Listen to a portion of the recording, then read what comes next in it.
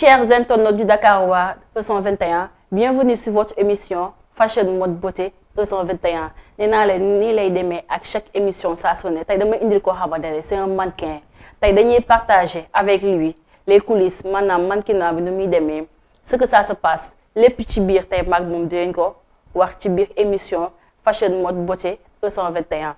donc di nuyuwaat képp ku ñuy seetaan à travers la chaîne aussi képp ku ñuy bëgg aussi donc ñu ngi lay nuyu di la bëgg donc dama koy bàyyi mu nuyoo sama cher invité bi. Comment tu vas? Bonjour, déjà je vais bien, je vais super bien, tranquille. D'accord. Et j'espère que vous allez bien aussi. Ouais, on va bien, merci. Et pareillement pour toi. Ouais, super, moi je vais bien. Tey dama koy bàyyi mu wax turam tuuti nii tu t'appelles comment? Bon, déjà à la base, moi je m'appelle Chores Bolarimon, mais plus connu sous le nom de JB. Donc dans le milieu, en fait, tout le monde m'appelle JB. Du coup, je suis mannequin, directeur d'agence et aussi acteur. D'accord. Donc, d'après ce qu'il vient de dire, là, c'est long. Donc, on va faire étape par étape pour savoir comment ça s'est passé au début jusqu'à que tu arrives à ce niveau. Moi, j'aimerais savoir, JB, comment on t'appelle JB sur scène, en fait. Exactement. Ouais, exactement. D'accord. C'est toi qui as choisi ce nom. Oui, en fait, déjà beaucoup plus jeune, j'aimais pas trop en fait divulguer mon nom à tout le monde. Donc je cherchais toujours à couper. Un beau jour, ça me venait JB, j'ai pris juste la première lettre de mon prénom et de mon nom de famille. D'accord. Et ça t'a permis de genre d'être célèbre à ce milieu à travers ton nom? Bah oui, on peut dire aussi parce que finalement le nom il est très vite parti, Tout le monde a commencé à appeler JB, et puis voilà, ça a donné quoi. D'accord. JB, tu as dû parler un peu de qui est JB en fait. JB, il est dans quoi? Ou genre JB dans le milieu mannequinat. Tu vas parler un peu de ça. D'accord, il n'y a pas de souci. Déjà à la base, JB, c'était un mannequin. Ma carrière elle a commencé en fait par le mannequin tout court. J'étais juste mannequin. Je partais, j'apprenais, j'allais faire des défilés, des séances photos et tout. D'accord. De là, ensuite, petit à petit, au fur et à mesure que j'avançais dans le milieu, j'ai eu à avoir des propositions.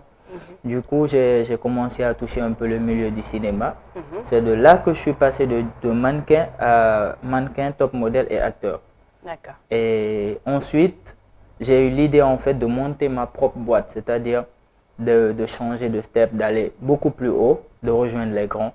Et c'est là que j'ai eu à créer ma propre boîte.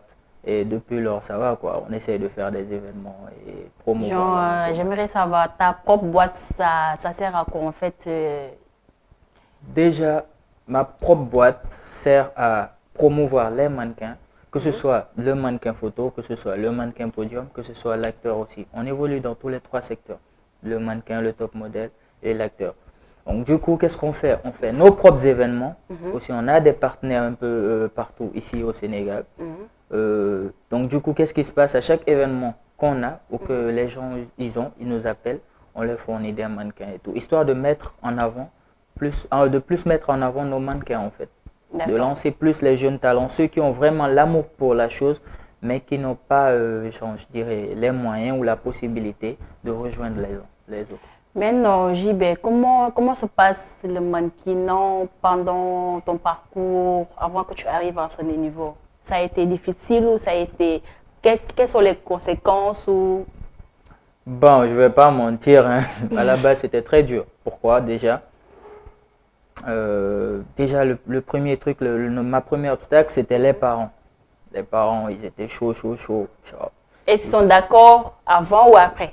Ils étaient d'accord? Non, ils étaient d'accord après. Avant, quand je débutais, ils n'étaient pas du tout d'accord.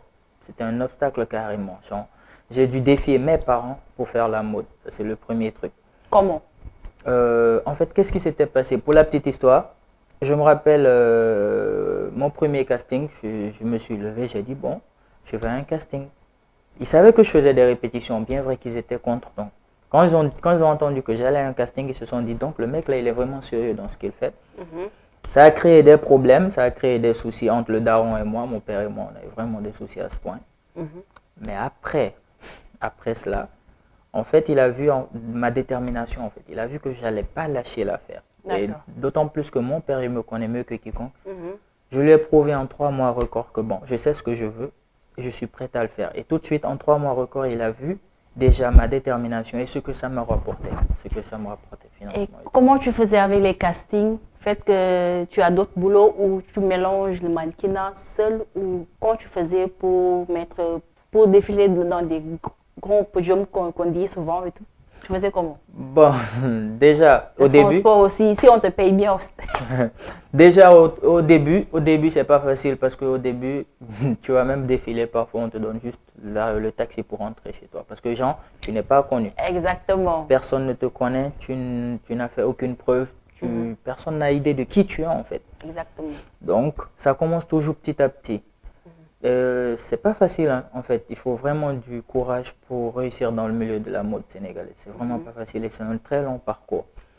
Du coup, au début, il faut te faire un nom. La première chose à se faire ici dans la mode, c'est te faire un nom, te faire connaître. Et pour cela, en fait, il y a tellement de mannequins ici à Dakar que pour te faire connaître, il faut carrément avoir ton propre style à toi, ton propre charisme à toi et tout. Et une fois que tu as cela, il faut savoir te mettre en valeur. Par exemple, aujourd'hui, c'est pas pour me vanter, mais aujourd'hui, il y a de grands mannequins, des gars qui sont dans la mode depuis 15-20 ans, aujourd'hui qui n'arrivent pas à avoir certains cachets ou qui n'arrivent pas à sortir de certains pétrins parce qu'ils ne se sont pas mis en valeur. D'accord. En fait, déjà, il faut se mettre en valeur. Plus tu te mets en valeur, plus ton niveau caché évolue. Exact. Maintenant, par rapport au travail et tout, au début, c'était genre les études. Donc, c'était facile de pallier les études de la mode. Après, quand il s'agissait maintenant de travail, c'était beaucoup plus difficile en fait. Ok. Du coup, il fallait genre, négocier entre le travail et les trucs où parfois tu te retrouvais à 3 semaines à demander une permission parce que tu étais dans une brousse en train de faire un travail ou quelque chose. C'est beaucoup plus complexe. Bon, aujourd'hui, je vais dire aujourd'hui, je manque beaucoup plus de temps pour me consacrer à fond à la mode. Mais je remercie quand même Dieu de m'avoir permis d'avoir déjà fait l'essentiel dans le passé. En fait. Le gros du boulot avait déjà été fait. En fait. Mais moi aussi, j'aimerais savoir comment se passe le mannequinat derrière les coulisses. Bon, les amis, ça te permet d'avoir plus de contact en fait. Oui, quelque part. Parce que déjà, le truc c'est que quoi, quand tu es dans les coulisses et que tu te retrouves avec tes potes, tu es beaucoup plus, en fait, tu as une confiance en fait. Parce que tu te dis, par exemple, c'est différent quand tu te retrouves dans des coulisses avec juste des gars que tu ne connais pas. C'est vrai, tu as le punch en toi, tu as quelque chose qui t'a permis d'être là, d'arriver à être dans les coulisses. C'est parce que tu as quelque chose en toi. Mais tu n'es pas à fond en fait. Tu n'es pas à fond. Tu n'as rien à prouver en fait. C'est comme si genre, voilà, je fais mon travail, je prends mon cachet et puis je pars. Alors que quand tu te retrouves avec des potes, des amis mannequins, des amis stylistes dans les coulisses, ça te fait « Ah ouais, aujourd'hui je vais dominer sur la scène, aujourd'hui tout le monde va voir que moi. » Donc en fait, il y a ce hic-là qui te pousse vraiment à te donner au max déjà sur la scène et tout. Exact. Donc voilà, c'est très important. Et plus tu te donnes sur scène, plus tu te fais remarquer. Ok. Moi, très tôt, j'ai eu un truc dans la tête, c'est-à-dire chaque défilé doit me rapporter des opportunités. En fait, ma carrière elle est basée sur ça. Quand je vais à un défilé ou à une séance photo ou quelque chose que je fais en groupe et que je rentre, tant que personne ne me demande mon numéro, je me dis que merde, j'ai merdé, j'ai rien fait de bon en fait. Exact. Donc voilà, c'était un peu ça ma mentalité à la base. Mais en fait, qu'est-ce qui t'a poussé à arriver à ce niveau? Parce qu'il y a plein de mannequins, à force de 2 à 3 mois, si on ne te paye pas bien, s'il n'y a pas les bons cachets, tu arrêtes parce que tu ne peux pas te lever ou quand on te dit qu'il y a casting, tu dois te lever à, je sais pas, 15 heures, tu dois chercher ton propre transport, aller-retour, à manger, tu perds du temps, tu perds de l'énergie juste pour des castings. Et pourquoi toi, tu n'as pas lâché? En fait, c'est comme, ça je le dis souvent à mes mannequins, c'est comme en fait quand tu vas au cours. Tu commences toujours par papa, donne-moi de l'argent, je vais aller à l'école. Exact. Après, ça devient, non, tu te lèves, tu t'habilles, tu pars, tu demandes plus l'argent. Après, ça devient, tu te lèves, tu donnes aux parents et après tu pars. En fait, c'est toute une étape en fait. Qu'est-ce qui, moi, m'a permis d'aller jusqu'au bout? C'est déjà une passion, la passion. La passion, quand elle est sincère, quand elle est véridique, il n'y a pas ce qui peut l'arrêter. Exact. Il n'y a vraiment pas ce qui peut l'arrêter. Et puis, dans cette vie, tout est question de sacrifice. Il faut te sacrifier au début pour avoir le max après, en fait. Ok. Au début, tu vas te sacrifier, c'est-à-dire tu vas payer ton propre transport pour aller au casting et tout. Parfois, tu pars, on te prend. Parfois, tu pars, on ne te sélectionne pas. Tu retournes bredouille et tout. Mais dis-toi... Ça faisait quoi cet effet? Quand tu pars dans des castings, on ne te prend pas. Non, à la base, en fait, je vais dire, la première fois qu'on m'a pas pris, je me suis dit, bon, ça arrive. La deuxième fois, bon, mais la troisième fois, j'étais vénère. Je me suis dit, merde, mais jusqu'à quand, en fait? Du coup, ça m'a énervé. En fait, plus ça m'énervait, plus ça me forçait à beaucoup plus travailler chez moi, beaucoup plus me documenter. D'accord. En fait, moi, j'ai une mentalité, c'est-à-dire, je n'aime pas marcher d'échec en échec. Si j'ai eu à avoir une échec, 2, 3, 4, je me dis non. Il y a quelque chose sur moi qui cloche. Donc, il faut que je trouve la solution à ça. Et aussi, il y avait l'amour pour la chose. Et du fait aussi que je devais prouver aux gens qui disaient derrière moi que je n'avais pas un avenir dans la mode. Parce que quand je rentrais dans la mode, ma génération, en fait, nous, on a beaucoup sauvé notre génération là. Exact. Parce que les anciens ne voulaient rien nous lâcher, en fait. Ils ne voulaient pas nous lâcher, ils nous collaient carrément. Du coup, c'était très difficile pour nous de nous faire un nom, de nous faire un parcours et tout. Mais plus on travaillait, plus on arrivait à montrer aux grands que leur époque était révolue, que c'était à nous de prendre la relève. Et je pense que c'est ce qui nous a permis déjà d'être tranquille. Aujourd'hui, tu pars à un casting ou même en retour, c'est pas toi qui payes, mais on te paye le transport, on te paye ta présence, on te paye ton retour. Donc du coup, en fait, c'est toute une étape en fait. Ne te dis pas que non, parce que je suis là, je peux pas, non. Aujourd'hui, tranquille, tu peux être chez toi, on t'appelle, on te dit, bon voilà, demain tu viens, tu es membre de jury pour quelqu'un. Alors que dans cette même génération, peut-être toi, tu seras sur la table des membres de jury, mais tu verras des gars de ta génération qui vont marcher devant toi. Mais non, pour ton entourage, ceux qui te disent que voilà, mannequinat, c'est pas un boulot, ou juste c'est un truc qui va rien t'apporter, ce genre de choses. T'en fais quoi de ça? Tu penses à quoi sur ça? Bon, moi personnellement, en fait, les gens parlent, moi j'ai ma propre mentalité, je fonce. Tu sais, on est en Afrique, hein. Ce genre de truc, ça manque pas. Il y a tout le temps des personnes qui seront là pour soit te déstabiliser, soit te chier dessus, ainsi de suite, excuse-moi le terme.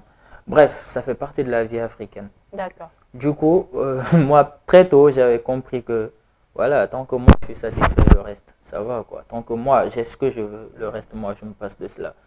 Du coup, j'ai entendu pas mal de choses, j'ai entendu pas mal de trucs, et je remercie Dieu aujourd'hui que parfois ces mêmes personnes-là viennent faire recours à moi, et c'est ce même truc-là que je fais depuis des années, là, qui arrive à les aider. Donc, c'est déjà c'est déjà une chance pour moi. D'accord. Et aussi, il y a une question qui me passe à l'esprit. Et pendant ce parcours, tu as gagné quoi dans le mannequinat pour que tu te dises un jour que j'ai aimé d'avoir fait ce métier. Déjà, le premier truc qui m'a le plus touché, le premier truc que j'ai acquis dans ce milieu-là, c'était parcourir le monde. En fait, c'était pour moi une opportunité déjà. Déjà, il faut avoir le temps. Voilà. Il faut avoir le temps pour aller dans les castings, pour aller dans les tournages, dans les sous-régions, tout ça là. Effectivement, ça m'a permis de connaître beaucoup d'autorités, beaucoup de personnalités. En dehors de cela aussi, ça m'a permis de faire beaucoup de voyages, c'est-à-dire en dehors du Sénégal et tout. Donc ça seulement, c'était déjà top pour moi maintenant. En-delà de cela, ça m'a permis aussi de ne dépendre de personne. Bien vrai que je travaille, hein, mais tu sais, en fait, je vais pas mentir. Honnêtement, aujourd'hui, la mode me rapporte beaucoup plus que mon propre travail, en fait. Donc ça paye. Ça paye, honnêtement. Je vais pas mentir. Ça paye alors, vous avez entendu. Paye, honnêtement. Il suffit juste de prendre le temps, de bien construire ta carrière et puis ça paye. Ça paye. Parce que il y a beaucoup de trucs, en fait. Il y a beaucoup d'opportunités. Le monde de la mode est très vaste. Toi seul, tu peux être acteur, tu peux être top modèle, tu peux être mannequin, tu peux faire des pubs, tu peux faire des spots, tu peux faire tellement de trucs en fait. Il faut juste savoir le voir en fait. Voilà. Là où, et aussi, là où passer. Et aussi, ce que les jeunes ignorent aujourd'hui, c'est l'image d'un mannequin. C'est bien beau d'aller au casting et tout, mais à un certain niveau, il faut savoir mettre en valeur ton image parce que l'image d'un mannequin, c'est toute sa carrière. Exact. Si ton image, il est genre tout le temps là, on te voit tout le temps, n'importe où et dans quoi, franchement, tu n'auras pas de valeur. Surtout ça, en fait, d'habitude, quand tu dis que tu es un mannequin, on voit d'habitude les mannequins qui sont dans les boîtes de nuit après les défilés des soirées et tout. Toi, tu vis ça comment? Toi, tu pars dans des soirées ou après avoir défilé ou genre tu rentres à la maison? Bon, ça dépend. J'ai eu à faire des soirées avec des potes après des défilés, mais il ne faut pas que ça devienne une habitude. Il ne faut pas vraiment que ça devienne une habitude parce que, en fait, quand tu vas, parfois tu as des défilés en boîte de nuit. Mais quand tu pars dans l'optique de travail, genre je m'en vais au travail. Quand tu pars au travail, lorsque ton heure de pause sonne, tu vas faire autre chose. Quand ton heure de descente sonne, tu rentres chez toi. Donc quand tu te dis déjà dans la tête, tu vas au travail, quand ton travail il est fini, tu rentres chez toi. Donc en fait, c'est un truc que les jeunes devraient comprendre. Aller en boîte de nuit pour un show, ça ne veut pas dire en fait que tu dois te saouler la gueule ou genre rester là-bas jusqu'à X time avant de rentrer. Ça ne vaut vraiment pas la peine en fait. Par exemple, moi même demain, je serai en boîte de nuit, mais pour être membre de jury pour un concours. Mais après, je sais ce qui m'a amené, je sais aussi ce pourquoi je suis là, juste après je me barre. En fait, c'est très important de savoir faire la part des choses. Ok, à t'entendre, ça veut dire que tu as eu l'expérience à travers ce milieu, genre de savoir ce que tu veux réellement, de savoir là, tu es venu pour défiler, après tu rentres à la maison. Tandis que d'autres, ils sont dans des boîtes de nuit. Genre, ils fument, ils prennent de l'alcool, jusqu'à que certains disent que le mannequinat n'est pas bon, ça gâte les enfants des autres et tout et tout, tout. T'as pas des amis à travers le mannequinat, forcément. Si, j'ai beaucoup de potes. J'ai vraiment une liasse de potes mannequins, stylistes et tout. Bon, souvent, qu'est-ce qui se passe? Nous, quand on va à un show en boîte de nuit ensemble, après le show, on peut s'acheter un truc à manger, on mange tranquille. Et si on fait trop, en fait, c'est juste 1h30, 2h. Après, chacun rentre chez lui. En fait, ce qui se passe, le truc, en fait, ce qui pète le nom de la mode sénégalaise aujourd'hui, ce sont les jeunes mannequins. C'est-à-dire, quand je dis jeunes mannequins, je parle vraiment des petites filles. Mais est-ce que ça paye en fait le mannequinat sénégalais, plus précisément Dakar? Est-ce que ça paye vraiment? Bon, arrivé à un certain niveau, ça paye. Mais pour ne pas mentir, comparé à la Côte d'Ivoire, au Cameroun, au Togo, ça paye beaucoup plus là-bas, par expérience. Ça paye beaucoup plus là-bas qu'au Sénégal. Mais il ne faut pas mentir aussi, ça paye. Ça paye. En fait, il y a de ces shows qui payent vraiment, en fait. Maintenant, ces shows-là, il faut vraiment... Moi, je veux savoir les cachets. C'est à partir de combien? Bon, il y a déjà un cachet. Le cachet c'est à partir de 10 000 ou 15 ou 20 ou plus? Bon, là-dessus, je vais dire que les cachets varient en fonction de la catégorie du mannequin. En fait, aujourd'hui, nous avons des mannequins tout court, des mannequins pro et des mannequins semi-pro. D'accord. Les mannequins tout court aujourd'hui, je suis désolé de le dire, mais c'est un peu vrai. Je vais pas, c'est pas pour gâcher. Ils sont juste des mannequins. Voilà, tu pars, tu veux juste défiler. Après, on te donne un petit 5, un petit 10, tu rentres chez toi. Un petit 5. Un petit 5 000, un petit 10 000, juste pour prendre le taxi. Ça, c'est bad. Il y a aussi ce qu'on appelle les mannequins semi-pro. C'est-à-dire des gars qui ont déjà eu à commencer à faire, c'est-à-dire qui sont en fleur de leur carrière. Ceux-là sont payés par exemple à des cachets de 50, 60 et autres. D'accord. Maintenant, il y a les mannequins pro en fait. C'est ceux-là. Les pros, ils touchent à combien? Bon, c'est pas pour gâcher, c'est pas pour percer le secret, mais bon, ça va faire les 150. Ça commence à partir des 150. Donc le mannequinat paye à un niveau. À un niveau vraiment donné, ça paye de ouf. Faut pas se mentir, faut pas se voiler la face. Tout est question de catégorie en fait. Et en plus de volonté, le fait de te réveiller, que tu gâtes tes sommeils pendant toute une soirée pour défiler, ou parfois on ne te donne pas le transport, ou parfois on te donne des habits. Donc là, ça demande des risques forts aussi. Tu sais, moi je peux accepter un truc, hein, c'est-à-dire en début de carrière. Genre, je viens de rentrer dans la mode, personne ne me connaît, du coup, je dois me faire un nom.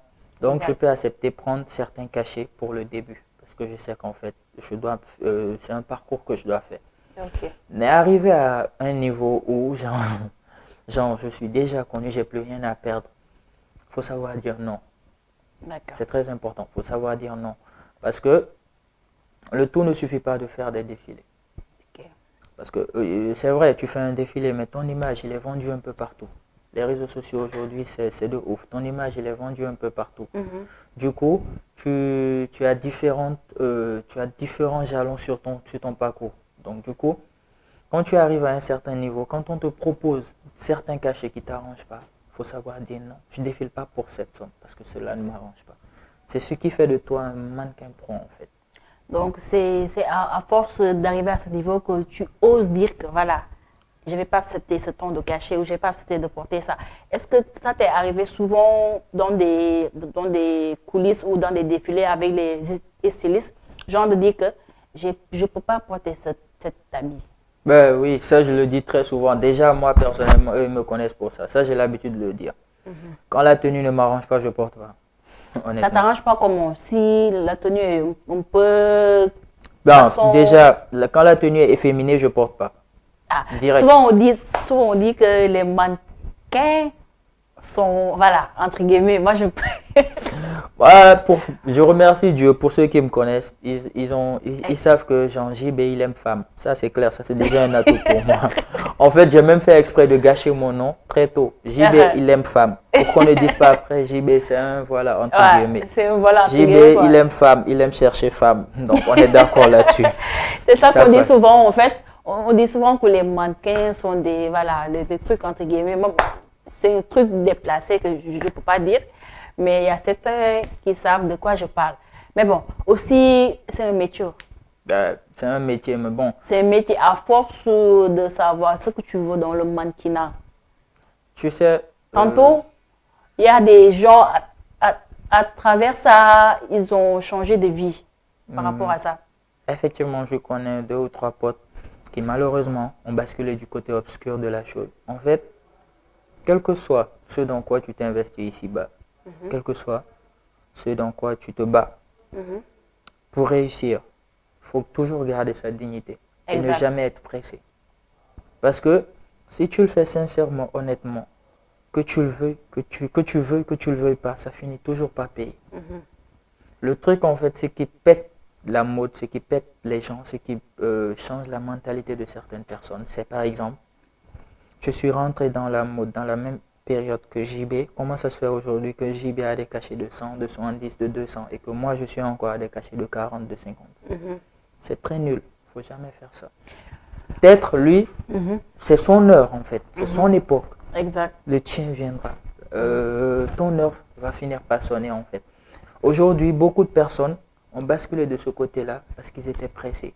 Exact. Je connais plusieurs potes qui ont basculé de ce côté-là parce qu'ils étaient pressés d'avoir la chose. Essayer d'avoir quelque chose, en fait. Essayer d'avoir quelque chose, le nom, l'argent et tout. Mais, arrivé à un certain moment, ça tue ta carrière. Parce que, d'accord, ok, tu peux basculer du côté obscur. En 1 an, 2 ans record, tu as le nom, tu es très connu, tu as de l'argent et tout. Mais pour combien de temps de carrière après 2 ans? Donc ta carrière max, elle se résume à 3, 4, 5 ans max. Tous ceux que je connais qui sont carrément de l'autre côté aujourd'hui du truc, quand tu arrives à parler d'eux même dans la mode, c'est mal pris. Pourquoi les mannequins, on vous traite de genre d'être là pour chercher de l'argent à travers les sugar, pas les sugar daddy, l'autre là. Bah, je comprends. Les dames qui ont de l'argent et tout, bon, c'est ça en fait, parce que d'habitude on dit que les mannequins, ils cherchent à avoir de l'argent avec les vieilles. Ah, exactement, les vieilles. En fait, c'est drôle. Et ça, c'est vrai. En fait, c'est drôle, mais c'est très vrai. C'est drôle, mais c'est très vrai en plus. Tu sais, quand tu es un jeune, quand tu es jeune, que tu es dans la vie, il faut savoir entreprendre. Tu ne peux pas dire que tu es mannequin. Certes, le mannequinat, ce n'est pas du 1er janvier au 31 décembre. Il y aura forcément une période où tu vas te taper 1 mois, 2 mois sans show, sans rien. Donc, il faut être déjà très, très, très bien planificateur côté dépenses. Deuxième truc, il ne faut pas te baser que sur la mode. Il faut toujours avoir un deuxième truc à côté. Aujourd'hui, ce qui fait que beaucoup de personnes ont tendance à se trouver ce genre de truc, ou à faire ce genre de truc en fait, c'est parce qu'ils arrivent à un certain moment où, par exemple, durant la période de février jusqu'à juin ou août, si tu n'es pas vraiment connu dans la mode, honnêtement, tu ne vas pas faire de show. Tu ne vas rien faire, tu vas faire année blanche. D'accord. Parce qu'il y a très rarement de shows, et ces shows-là, en fait, sont basés sur les têtes. Genre, on ne fait même plus de casting, en fait. Soit on t'appelle, soit c'est un casting privé, ou soit, c'est un truc qu'on t'envoie par mail, tu viens, tu fais ton truc, tu as ton cachet, tu rentres. D'accord. Donc, si tu n'as pas cette opportunité-là, tu ne peux pas accepter de rester 3, 4, 5, 6 mois, 7 mois sans faire de trucs. Donc, ils s'en vont chercher de l'autre côté des moyens de se faire de l'argent. Alors que tu aurais pu travailler gagner dignement ta vie. Exactement. Il y en a d'autres, eux, ils préfèrent rester chez eux à faire des synapses ou ces genres de choses.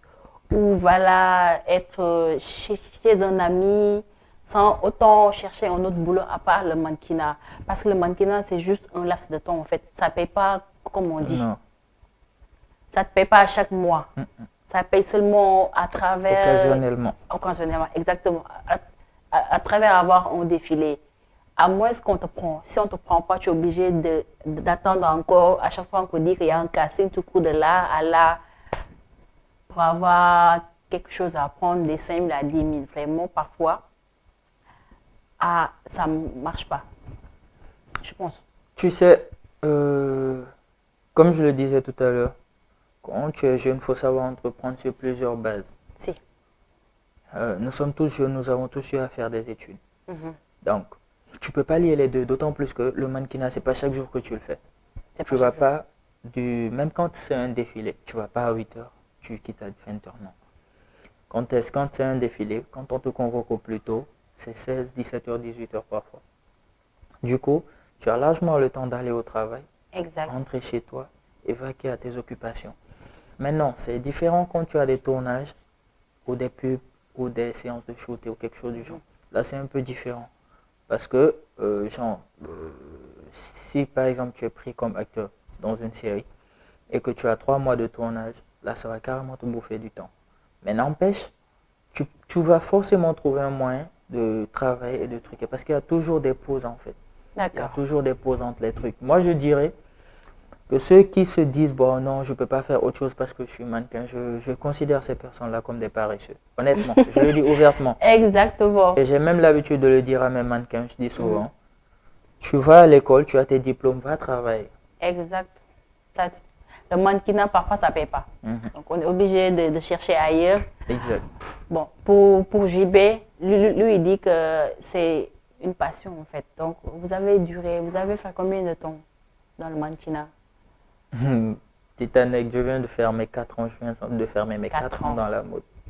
4 ans de mode, 4 ans de mannequinat, de parcourir le monde, en fait, comme on dit, d'aller de région en région ou d'aller chercher les trucs de mannequinat. Là. Donc, en fait, il essaie de dire seulement, moi, j'aimerais que tu partages avec nous.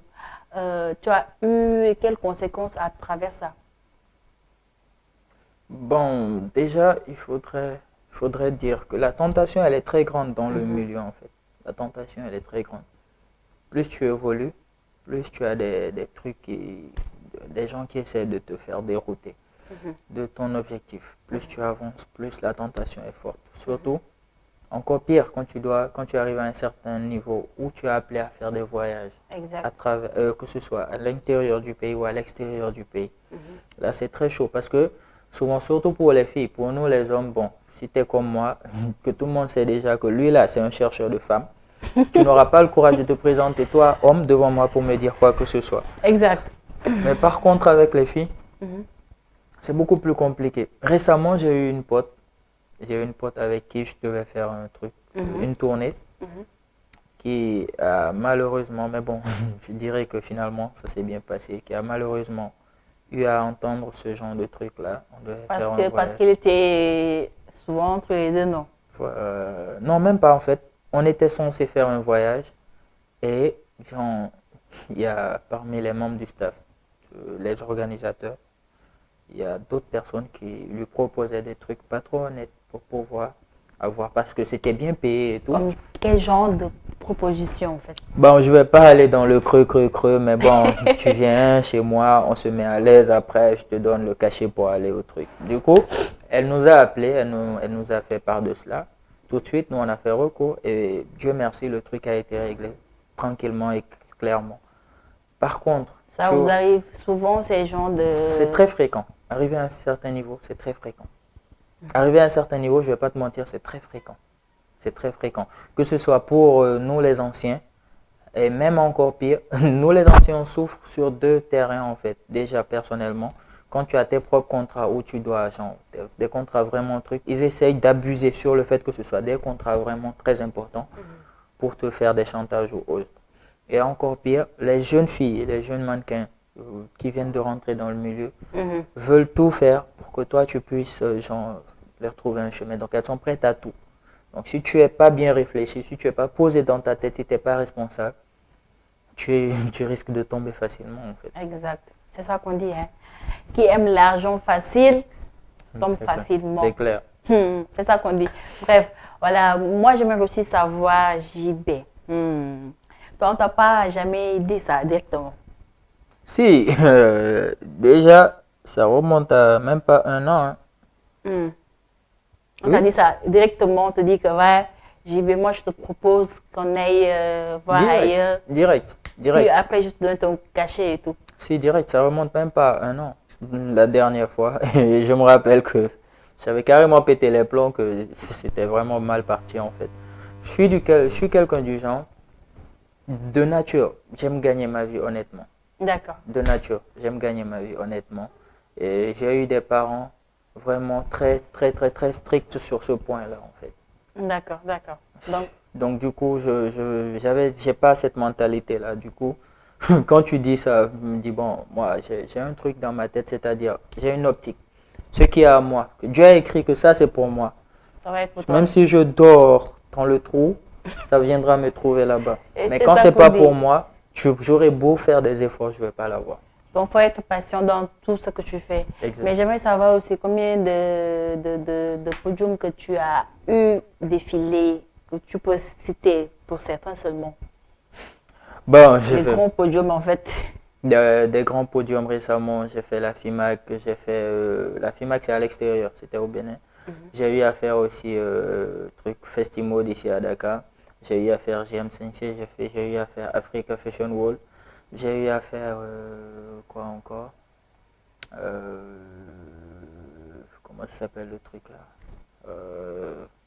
Wakam Fashion Day. D'accord. Il y a eu pas mal de shows que j'ai eu à faire le truc avec des défilés, surtout en direct à la RTS avec Oumoussi, la styliste là. Elle souvent, et bon, ce qui est bête dans l'histoire, c'est que elle n'est pas du genre à faire un événement comme le fait Adama Paris.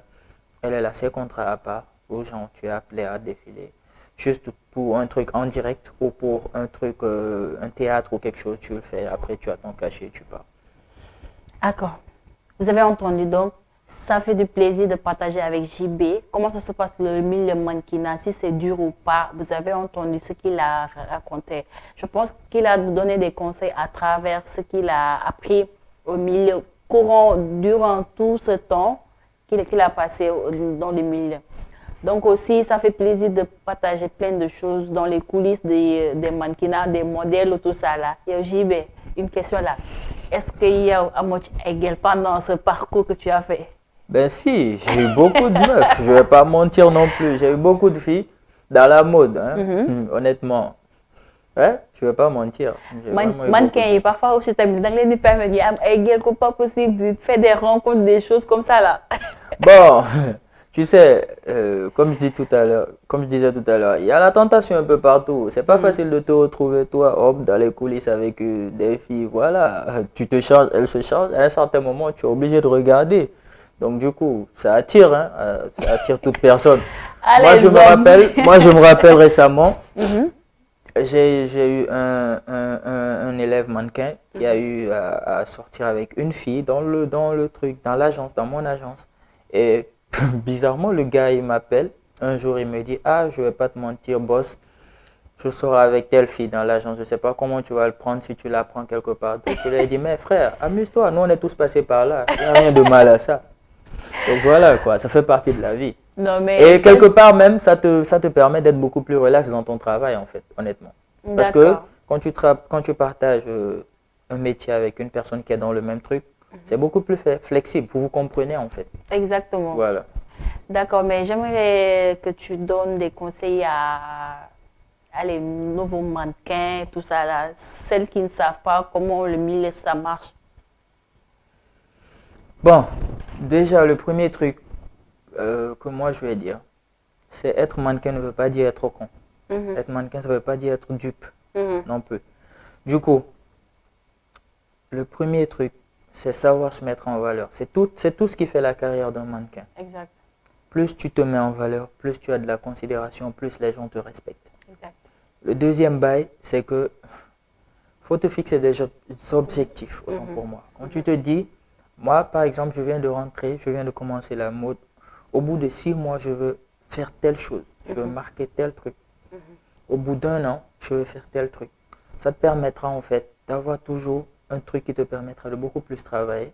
Et ça te permettra aussi d'avancer beaucoup plus rapidement que les autres. Et aujourd'hui, il y a beaucoup de mannequins.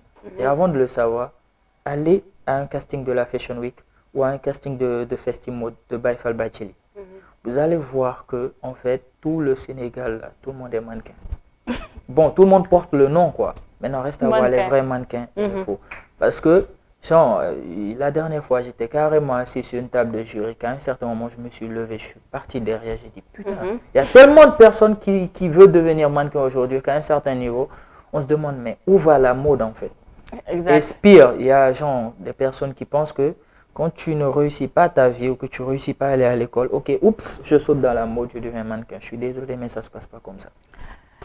Exact, oui, non. Donc il a tout dit. Je pense qu'on a eu le temps de partager avec lui dans le milieu mannequinat, de savoir un peu lan mooy milieu mannequinat. Man nee naa sama émission ça se passe comme ça. Damay indi mannequin bi, top modèle bi, styliste bi, même celle qui nga xam ne dañoo yor seen cosmétique et tout, duma bàyyi dara parce que dañ ne fashion mode beauté. Donc ça veut tout dire. Lépp laa leen génne pendant les coulisses et tout. Donc di leen jox dig daje. Merci à ceux qui étaient présents à suivre l'émission Fashion Mode Beauté 221 et di dire merci à JB aussi d'être là. Parfois ma ko woowee dafa ñëw, donc ça fait plaisir que tu as pu partager l'émission avec nous. Le plaisir, il est partagé. Ça fait toujours bien de partager la connaissance et de parler de ce qu'on fait chaque jour. C'est très important, surtout pour les jeunes qui viennent de se lancer dans ce milieu-là. Pour qu'ils puissent savoir le chemin à prendre, en fait. Exactement. Voilà. Donc, comme on dit, métier bu ndaw amul, mais juste nga am ci ful ak fayda rek boo ko amee rek loo gëm danga ci dem. Te moom je pense que gëm na ko moo tax mu arrivé à ce niveau. Ben métier neexul, lépp a métier dans cette vie. Donc ñi nga xam ne ay mannequin lañ top modèle lañ juste que nañ am ful ak fayda ak gëm ko. C'est juste ça. Donc on vous dit à la prochaine. Ngeen jàkkaarloo ci benn émission mode Fashion Mode Beauté 221 sur votre chaîne leader Dakarois 221.